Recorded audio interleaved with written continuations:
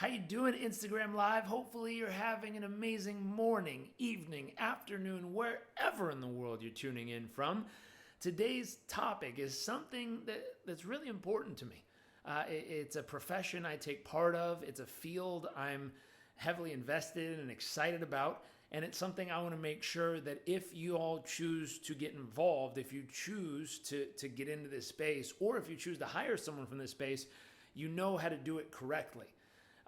So as you are tuning in, I would love to know, number one, where you're tuning in from. Number two, I'd love to know three things you're grateful for out in the world today.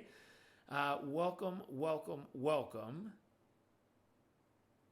And so the other thing I'd love to ask is, in this first question, how many of you have ever hired a coach of some sort, or ever had a coach, a sports coach, a business coach, a health coach? How many of you have ever had a coach? I'm watching the comment section here. And for those of you who've had a coach, what type of coach did you have? And where or what did you do to find that coach? After finding the coach, how did you interview them? How did you find out if they were the right coach for you? There's something going on right now that irks me a little, frustrates me a little in the coaching space.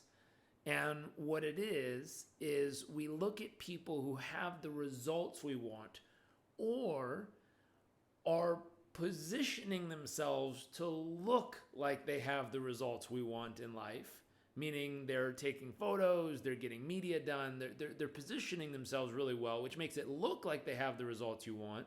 So a lot of times when people are choosing a coach or choosing someone to work with, they're picking people who have the cars or the house or the lifestyle or some tangible tactical result that you're looking for, and you're going and choosing to work with those people.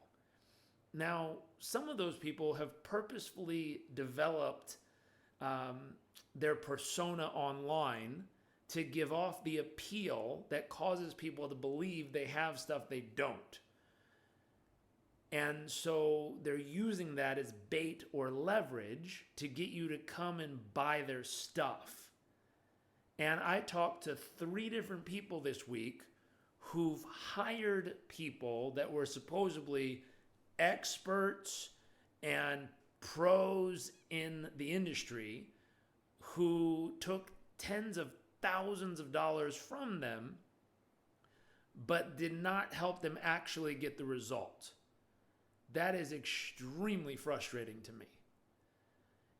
And let me give you some filters, some things to think about. And the topic today is, what are 10 things you need to ask if you ever go and hire a coach to make sure that you land up with the right person?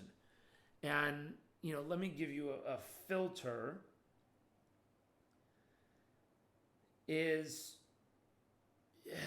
I guess I'll just jump in.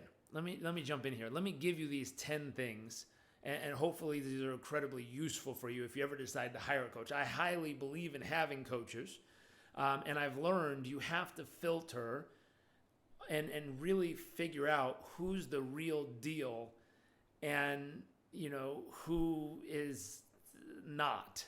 And so here's 10 questions I taught through. So let me start this real quick so we can have this for YouTube as well afterwards. P.S. If you like these videos and there's something I've talked about on here that you might want to go back and re-watch, you can always go to jrctv.com. That's our YouTube channel, and all of these are pulled from here, edited down a little, and put over there, just so you know. Thanks, Monica. I think it's Monica. 2 coaches in my life, Robbins and Les Brown. Very cool.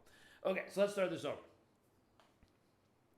If you ever decide to hire a coach, there's so many people using the term nowadays. I want to give you 10 questions you can use to ask them to filter through who is the right coach for you and who should never be coaching you. Please take this to heart. There's way too many people you know, really truly just taking advantage of the industry and finding ways to position themselves to be able to take tens of thousands of dollars from people and not actually get them the results that were promised from the beginning, which is very frustrating to me. It infuriates me. And so use these 10 questions to filter through who's the real deal and who you should not be working with whatsoever. Let me dive into the questions for you real quick. So number one, the first thing I want you to do if you are talking to a possible coach you want to work with is I want you to ask them, what makes you successful as a coach? Simple. What makes you successful as a coach? And listen to what they say. If they say, well, they've had a lot of success in their life and they've made millions and they drive cool cars and they have a cool lifestyle and they've achieved everything. Look at what I've done, blah, blah, blah. If it's anything about them, you have the wrong person. Start there. If you ask a coach, what makes you successful as a coach? Nothing else makes a coach successful except for their ability to assist their clients in achieving the results they are after. That's what makes a coach successful. Can you help your client get what they want? If you can help your clients get what they want, if you can help them solve the challenges and problems and barriers in between what they want and where they are, and you can help them close the gap, my goodness, you're a great coach. If you can get your team of athletes to win the game, you can inspire them to action. You can keep them going when they're exhausted. You can keep them focused when they get distracted. If you can do those things as a coach, you're a great athletic coach. If you can do that in the business spectrum, you're a great business coach. If they start telling you how they've sold companies and they've built millions and they've helped blah, blah, blah, that is not what makes a great coach. That might make a great mentor. That might make a good person to go study. That does not make a great coach. A great coach has the ability to help their clients achieve the results their clients are after. Next, number two, if you ask them, are you a successful coach? Are you successful as a coach? That's number two. So number one, what makes you a successful coach? Number two, are you successful? And if they go, well, what makes me successful is the ability to help my clients achieve the results they want, then you say, okay, are you successful? What percentage of the time are you successful?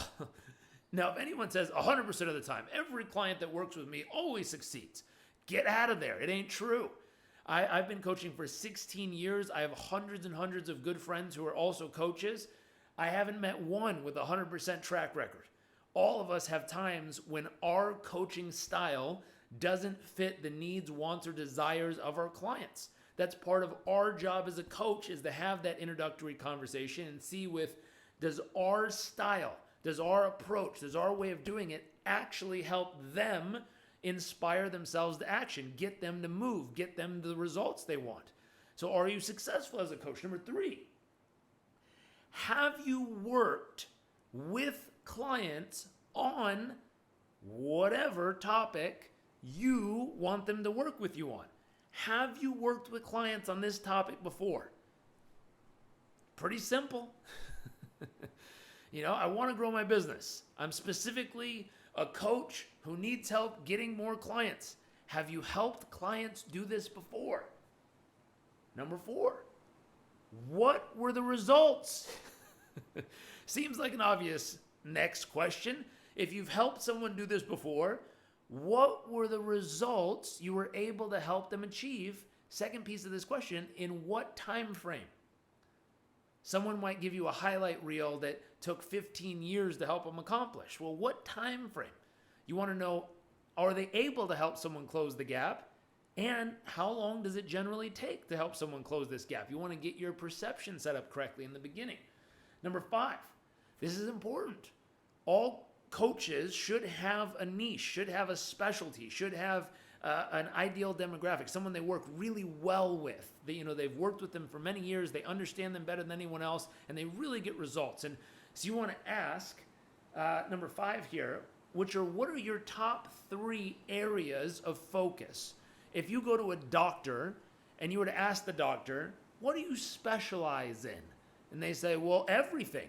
I specialize everything between the top of your head and the bottom of your feet. I can help you heal anything, pal. Run! Not the doctor you want to see if you've got a specific injury that needs specific help. Same thing in the coaching space. You need someone who specializes in working with your specific situation. So you want to know, what are their 3 areas that they specialize in, and see if those add up or line up with what it is you're working on. Number 6, this is really important. Just as much as the topics they do coach on and specialize in, you want to ask them, what topics do you not work on? What topics are out of your field, are out of your range? What topics do you not help clients work on? If they go, well, I help clients with everything, again, run. But if they have a specialty niche and they're very clear on what they do work on and what they don't work on, you might have yourself a good coach. Keep going. Number 7, this one will weed out most of the nonsense pretty quickly. Number 7, number 7 is, do you hold any ethical standards? If so, which groups' standards or accreditation standards do you uphold? If they don't have an answer to this question, do not work with them. Period. This is the big one. There's the other stuff you can kind of wiggle around. If they don't have an ethical set of standards and guidelines that they adhere to as a coach, do not work with them. Because you can't guarantee anything. They can literally do anything, and there's no one holding them accountable to uphold their ethical standards. Every field, counseling, therapy, medicine, every helping profession has a set of ethical standards they must uphold in order to maintain their accreditation or license or professional credibility. Same thing goes in the coaching space. If they do not have a set of ethics they abide by, do not work with them as your coach. Period. End of story. That one cuts off most of the nonsense that fast. The 2 that we abide by with the coaches we train, as far as myself, is both the ICF, which is International Coaching Federation, and the BCC, which is the Center for Education Credentialing in the U.S. So we uphold both of their ethical standards within our practice and make sure that people around us and work with us also do as well. So number 7, if you ask that question, you say, do you uphold a set of ethical standards? If so, which standards and where can I read more about them? If they don't have that, literally get rid of them immediately. 8, strengths. What do your clients love most about working with you? They should regularly be surveying. Just like if you go stay at a hotel, you go rent a car, you go do business at a company, they send you a survey after that says, hey, how was it? Give me a rating. How was the service? How was the stay? How was the cleanliness?